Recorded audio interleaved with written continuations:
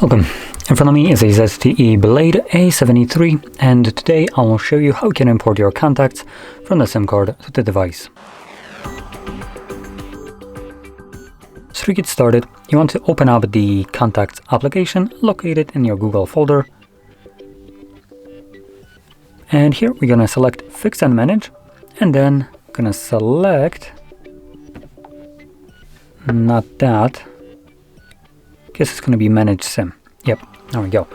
So in here, if you have a Google account, it will automatically select said account. If you have multiple, you can tap on the drop down and select whichever Google account you want to import these contacts to.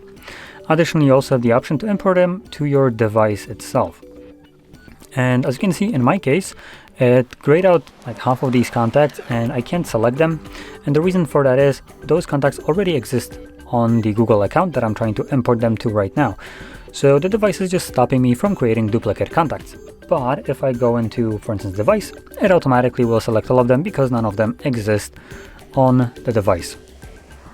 Now, additionally, you can obviously deselect contacts that you don't want, and from there, select import. This will give you a message how many contacts have been imported. And also, if you chose not to back them up to your Google account, if you imported them to the device, it will give you this pop-up kind of prompting you again if you want to back them up. So again, I'm going to select keep that off. And once we go back to contacts, in here you can see we have this H.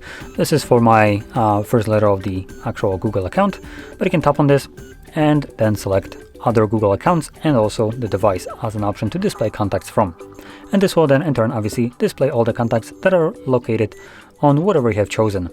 And here are the contacts that I have imported. So if you found this video helpful, don't forget to hit like, subscribe, and thanks for watching.